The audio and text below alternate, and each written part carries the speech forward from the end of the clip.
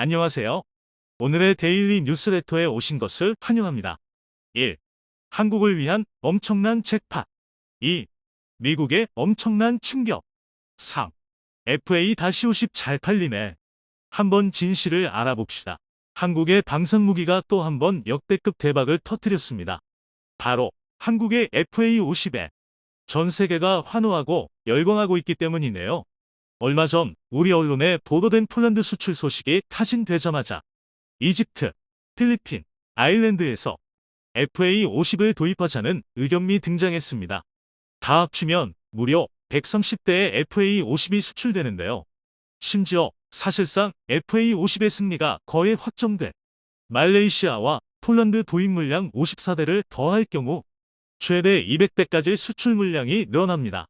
더욱 긍정적인 건 각국의 상황을 살펴보면 여러 나라들이 FA-50 도입을 결정할 가능성이 굉장히 크다는 것입니다.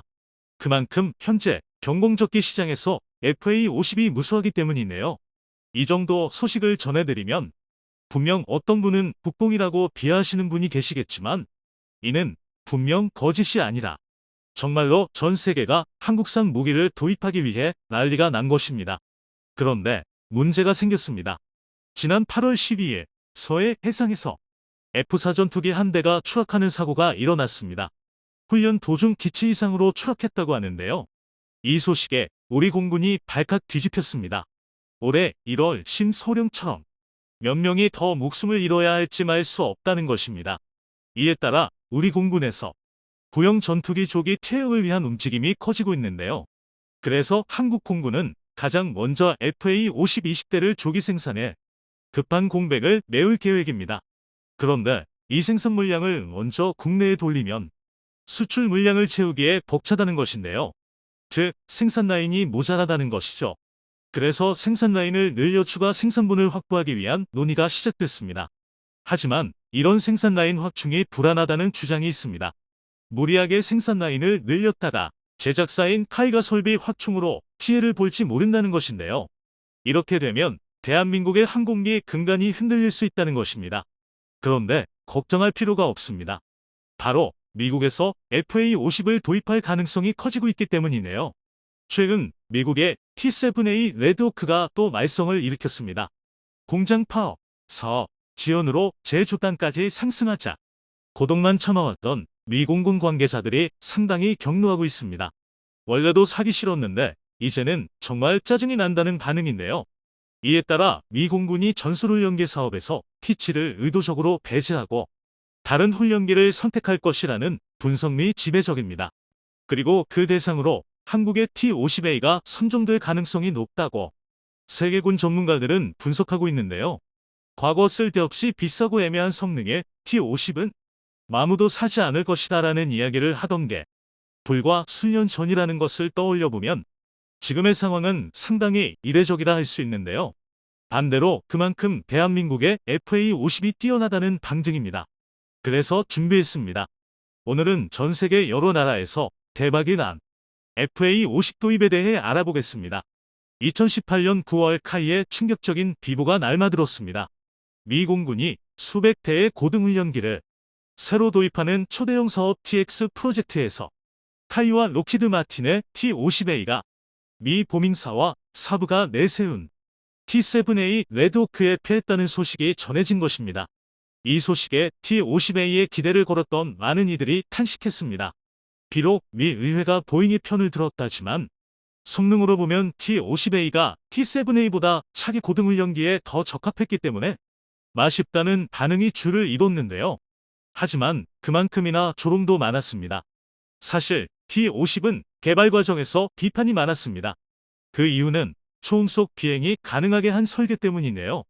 훈련기를 만들라고 했더니 한국이 록히드 마틴의 소가 이도 저도 아닌 고가의 항공기를 만들었다는 비판이 마주 많았습니다.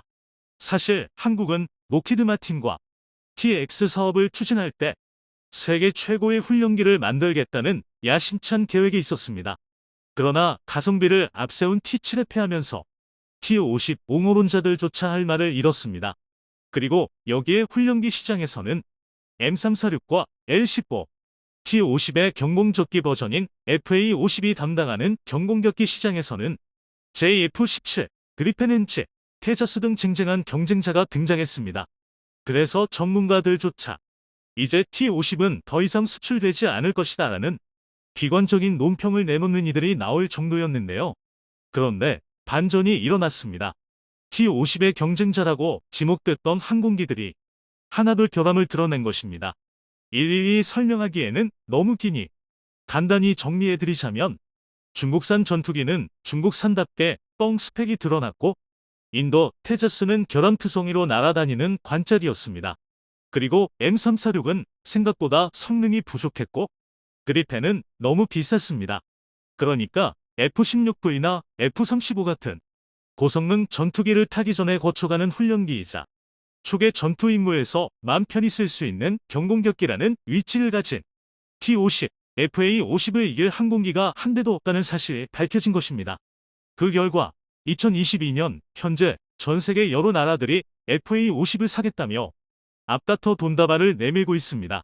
폴란드가 48대 도입을 선언하자마자 이집트에서도 FA-50 100대를 도입한다는 기사가 나온 게 컸는데요. 현재 이집트에서는 구형 미라지 전투기와 구식 훈련기를 대체할 항공기로 FA-50에 큰 관심을 갖고 있습니다. 한국이 이라크에 판매한 T-50IQ가 무수한 가동률을 보인 데다 필리핀에서는 FA-50PH가 실전에서 성과를 거뒀고 K9 도입을 추진하면서 한국이 믿을 만한 거래 상대라는 확신을 얻었기 때문이네요. 이렇게 FA-50의 수출 물량이 급증하면서 T-50, FA-50을 살지 말지 고민하던 나라들도 구매를 위해 움직이기 시작했습니다. 까딱 잘못하다가는 순번이 밀려 전투기를 제때 받지 못할 것을 우려한 것입니다. 특히 말레이시아, 필리핀 등이 허겁지겁 사업에 속도를 내기 시작했습니다. 말레이시아는 이번 8월 중으로 FA-56대 도입을 확정 지을 것을 결론 내렸고 필리핀에서는 필리핀군이 다목적 전투기 사업으로 도입할 신형 전투기 24대를 FA-50 블록 20으로 정했다는 이야기까지 나왔습니다. 심지어 아일랜드 공군에서도 영국에게 국가 안보를 계속 맡길 게 아니라면 첨단 전투기 중 가성비가 가장 탁월한 FA-50을 도입하자는 주장이 제기됐습니다. 만약 지금까지 언급한 모든 나라가 FA-50을 산다면 수주량이 무려 200대에 달합니다. 여태껏 생산된 T-50 계열기가 200대라는 점을 생각하면 T-50 400대 생산미라는 대성과를 달성하게 되는데요. 그런데 문제가 있습니다. 대부분의 국가가 기존 FA-50이 아니라 FA-50의 개량형민 블록 20을 사겠다고 밝힌 것인데요. 만약 블록 20이 제때 완성되지 않는다면 앞서 언급한 모든 계약이 순식간에 파토나는 참사가 날 가능성이 굉장히 높습니다. 이 때문에 카이 측에서 블록 20의 조기 개발을 위해 대대적인 TF팀까지 꾸릴 예정인데요. 지난 8월 8일 카이는 자사의 웹진을 통해 FA-50 블록 20의 진척 상황을 공개했습니다. 먼저 연료 탱크 용량을 기존의 2배인 300갤런으로 늘리고 후방석과 후방 동체에 연료 탱크를 추가할 계획입니다. 이를 통해 동체 설계를 바꾸지 않고 비약적인 항속거리 증가가 가능한데요. 그리고 가장 중요한 항전 장비가 개선됩니다. 기존의 FA-50은 훈련기 사양을 겨우 넘나드는 수준의 대전 자전 능력도 없는 구식 항전을 탑재했었는데요. 그런데 이번 개량을 통해 첨단 항전 장비로 개조됩니다. 구체적으로는 임무 컴퓨터의 국산화와 조정실 개조입니다. 특히 조종석의 변화가 엄청난데요. KF-21, F-35처럼 복잡한 계기판을 대형 디스플레이로 통합합니다. 이를 통해 정비성과 유지비를 크게 절감할 수 있습니다. 사실 항공 계기판에 쓰이는 부품은 작은 스위치 하나조차 수백만 원을 호가합니다. 실수로 건드려도 쉽게 오작동하지 않고 일단 사용하면 100% 제 성능을 내야 하다 보니 비싼 부품을 쓸 수밖에 없습니다. 그런데 이런 부품을 디스플레이로 대체하면 비싼 부품을 쓰지 않아도 신뢰성을 확보할 수 있습니다. 또 다양한 장치를 설치할 필요가 없어 공간 활용도가 아주 좋아집니다. 카이는 여기에 조종성 향상을 위해 신형 HMD를 추가할 계획인데요. HMD는 F-35에 쓰이는 디스플레이로 현존 최상급의 기술이라 할 수 있습니다. 이 정도면 경공격기 중에서는 최상의 조종성을 확보하게 됩니다. 그런데 장점은 이게 끝이 아닙니다. 아이리스-T, 국산 단거리 공대공 미사일, AIM-9X 등의 첨단 5세대 적외선 미사일 중 하나 또는 다수가 통합되어 공대공 교전 능력이 비약적으로 향상될 것이며 레이더 역시 이사로 교체될 계획입니다. FA-50 20대 신속 도입, 이후 F-35 20대 추가 도입, 그리고 KF-21 20대 조기 도입으로 메우려 했습니다. 우선 FA-50 20대로 급한 불을 끄고 이어서 F-35로 여유를 마련한 뒤 KF-21로 구멍을 완전히 메꾸겠다는 것이죠. 그런데 이번 사태로 이 계획이 들어졌습니다. 2025년이 아니라 당장 F4와 F5의 조기 퇴역을 진행해야 할 상황이 되면서 한시라도 빨리 전투기가 필요해진 것입니다. 그런데 FA-50을 생산할 생산 라인이 없습니다. 현재 카이의 T-50 계열기의 생산 라인은 단둘뿐입니다. 여기에서는 2대 생산이 한계입니다. 이 정도로는 이번에 터진 국내 물량을 메꾸기도 버거운데요. 그래서 이참에 생산 라인을 크게 늘리자는 이야기가 나오고 있습니다. 생산 라인을 1에서 2개 추가해 구형 전투기의 조기 퇴역분을 빠르게 메꾸고 수출도 빨리 진행하자는 것입니다. 이는 꽤 그럴듯한 주장인데요. 하지만 반대가 만만치 않습니다. 공군은 이번에 긴급 도입분을 제외하면 앞으로 KF-21 보라매의 도입에 집중할 것이고 현재 진행 중민 수출 중 상당수는 아직 논의 중인데 만약 수출이 실패하면 늘린 생산 라인은 짐 덩어리라는 것입니다. 그런데 반전이 일어났습니다. 지난 2018년 T-50A를 꺾고 TX 프로그램의 도입 대상으로 선정된 T-7A가 또 문제를 일으키면서 미 공군과 미 해군이 한국의 T-50을 찾고 있기 때문입니다. 원래 보잉은 미 공군의 T-7A를 올해 안에 개발하고 2024년부터 양산기를 제공하기로 약속했습니다. 하지만 현재로서는 2024년까지 개발을 마무리 짓는 것은 사실상 불가능해 보입니다. 다른 여러 가지 이유도 많지만 가장 결정적으로 현재 보잉사가 대대적인 파업에 들어갔기 때문인데요. 이로 인해 T7 가격이 기하급수적으로 올라가고 있습니다. 8월 현재까지 올해 추가된 비용만 3억 6,700만 달러, 우리 돈 약 4,800억 원에 달합니다. 올 한 해만 6천부터 7천억 원 정도의 추가 비용이 발생하는 것인데요. 이 때문에 일각에서는 이대로라면 T-50A의 반값이라던 T7 가격이 T-50을 넘을 수 있다는 비관론까지 등장했습니다. 그리고 이 사실에 미 공군은 격분 중입니다. 안 그래도 보잉이 최근 내놓은 F-15EX, MQ-25, KC-46 등이 UGV 폭 등으로 미 공군을 괴롭히고 있는데 보잉이 호언장담하던 T7까지 문제를 일으켰기 때문입니다. 그래서 현재 미 공군에서는 전술훈련기 도입 사업 S를 확대하자는 이야기가 나오고 있습니다. S 사업은 우리 군의 타-50에 해당하는 전술인문기를 100대 이상 신규 도입하는 사업인데요.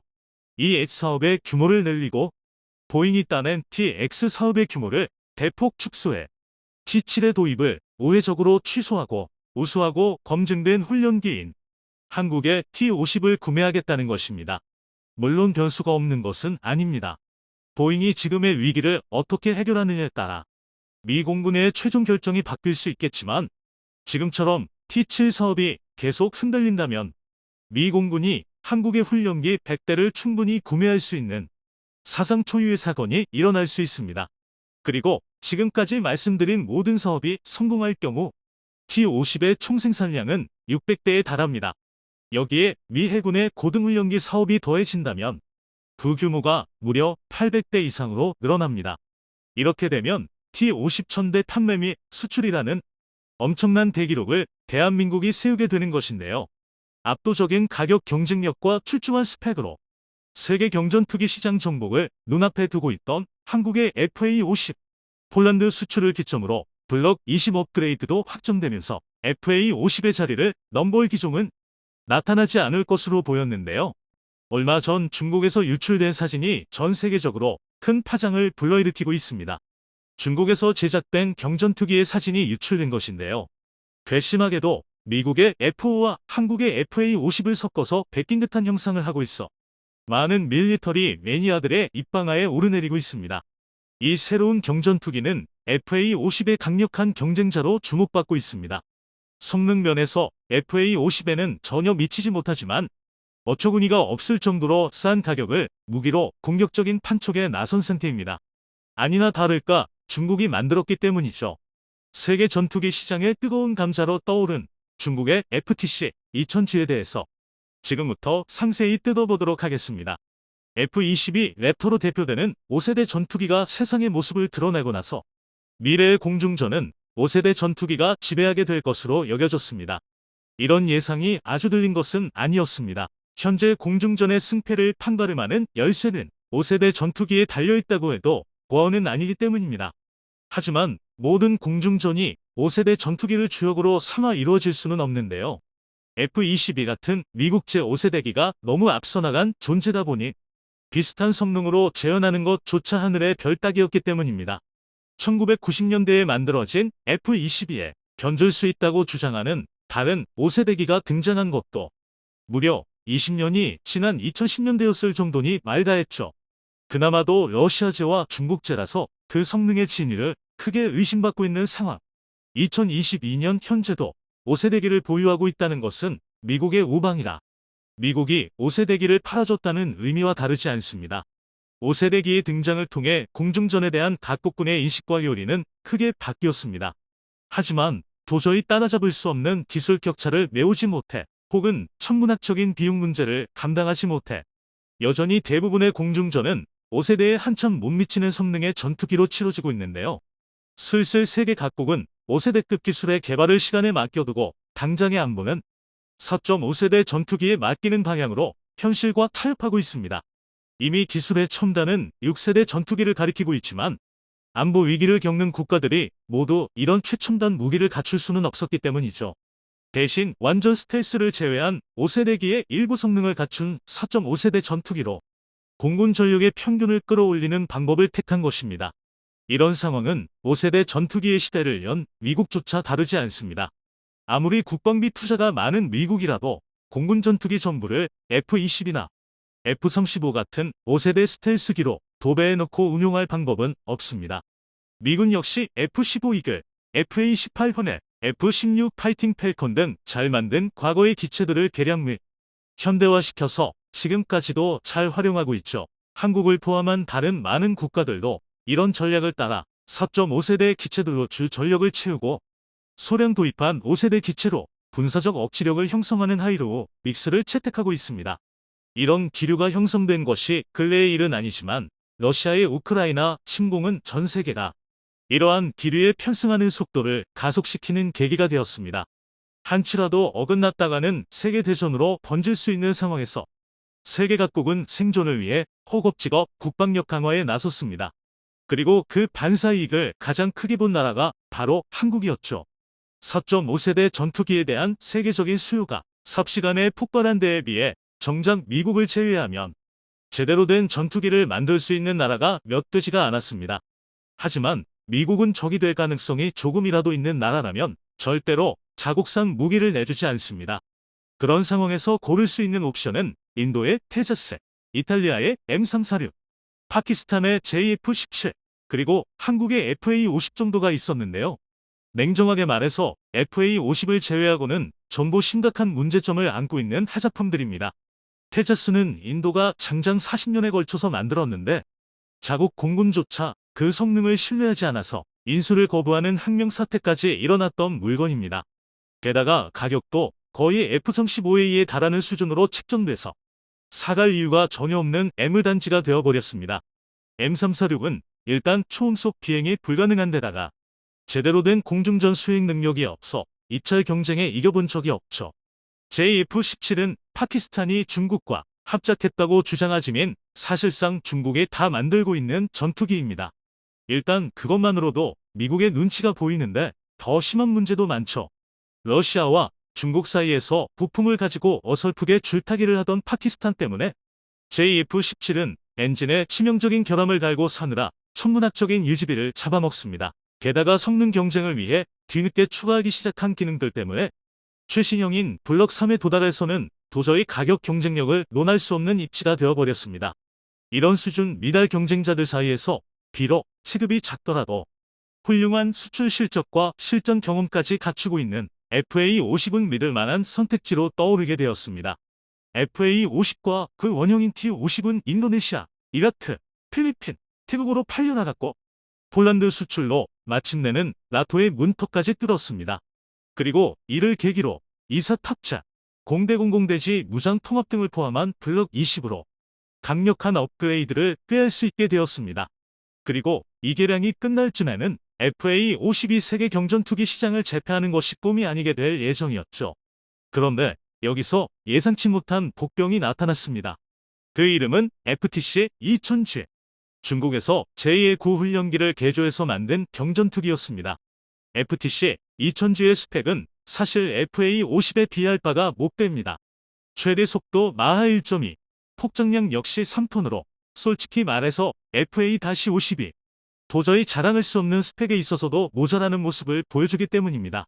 그런데 어떻게 이런 전투기가 FA50의 지위를 흔들 수가 있는 걸까요? 그 원인은 바로 가격에 있었습니다. FA50도 가성비로는 어디 내놓더라도 부족하지 않지만 FTC 2000G의 가격은 상상을 초월하는 수준입니다. 기본가가 40에서 50억, 풀옵션이 80에서 100억이라는 말도 안 되는 가격인데요. FA-52 최근 폴란드에 판매되며 도장을 찍었을 때 대당 가격이 약 811억 원이었는데 이 정도조차 다른 경쟁 기체들의 반값 수준이었습니다. 그런데 FTC 2000G는 그 FA50의 8분의 1 가격이란 것입니다. 민수용 경비행기의 가격이 20억 원짜리라는 것을 생각하면 상식을 파괴하는 수준입니다.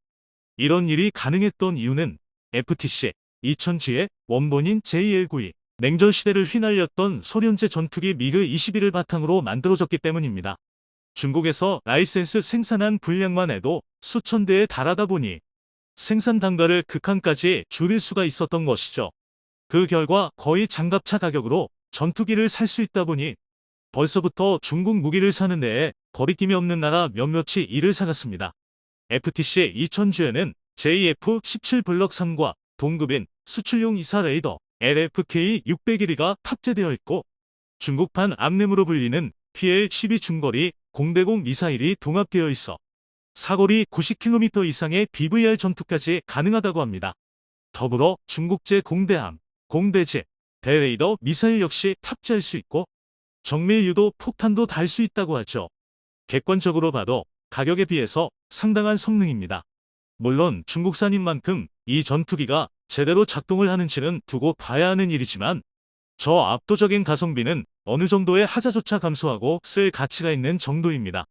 가격도 성능도 놓쳐버린 JF-17의 실패를 딛고 탄생한 FTC 2000G는 이제 정말로 FA50의 수출기를 막을지도 모르는 경쟁자가 되었습니다. 수출 시장에서 FA50의 강점 중 하나는 미국과의 관계가 껄끄럽거나 미국이 자국 전투기 수출을 거부한 적이 있었더라도 한국과는 거래할 수 있는 가능성이 있다는 것이었습니다. 하지만 FTC 2000G가 등장한 이상 그런 나라들이 그냥 FA50을 포기하고 중국과 손을 잡는 방향으로 선회할 가능성이 생겼습니다. 세계는 냉전을 거치며 이런 구도를 이미 경험해 본 적이 있죠. 미국이 과거 전 세계의 동맹국의 수천 대나 팔아댄 F 프리덤 파이터와 구소련이 마찬가지로 동국관 국가들의 엄청나게 팔았던 미그 21의 경쟁 구도입니다. F5의 경우 우리나라만 해도 무려 340기를 도입했고 대만은 400기가 넘게 도입했을 만큼 서구권 전체에 널리 보급됐고 그 이름처럼 냉전기 서방 자유세계 공군의 상징과 같은 존재가 되었습니다. 한편 미그 21도 총 생산량만 1만 대가 넘는 베스트셀러죠. 미그 21 역시 F5와 마찬가지로 냉전기 동국권을 상징하는 무기였습니다. 그런데 얄궂게도 정작 FTC 2000G의 외형은 기반이 된 미그 21보다는 F5와 FA50을 쏙 빼놨습니다. 전투기를 비롯한 항공기에 있어서 그 형상은 곧 성능을 나타냅니다. 아무리 여태껏 항공기 형상의 역사가 한 가지 형태로 압축되는 수렴 진화의 양상을 띄었다고는 하더라도 캐노피와 엔진부의 형상은 F5나 FA50을 참고하지 않았다고 발뺌할 수가 없는 수준입니다. 매번 고래왔듯이 중국이 또 양심도 없이 타국 기술자들의 성과를 베낀 것입니다. 중국은 몇 달 전 새로운 스텔스 전투기 J-35를 공개하면서 자신들이 미국의 F-35를 베꼈다는 정황을 숨기려고도 하지 않았죠. 센서, 레이동, 조종석 구조, 개폐 방식까지 어처구니 없을 정도로 똑같았는데요. 한국이 KF-21을 날리고 얼마 되지 않아 깜짝 공개된 J-35는 누가 봐도 F-35와 판박이었고 심지어는 제식 번호까지 베껴놔서 전문가들조차 고개를 내저었습니다. FTC 2000G 역시 마찬가지의 맥락이었을 것으로 보이는데요. 물론 앞서 말했듯이 FA-50을 비롯한 서구권의 무기들이 이보다 못하지는 않으니 싸워서 질 걱정은 하지 않아도 될 것입니다. 하지만 시장에서의 경쟁력이라는 차원에서는 충분히 경계할 만한 대상이 되죠. 두려워할 필요는 없겠지만 그렇다고 해서 적성국인 중국의 무기를 과소평가하는 것도 영상이 도움이 되셨다면 구독과 좋아요 부탁드리며 오늘도 감사합니다. 최고로 멋진 하루 보내시길 바랄게요.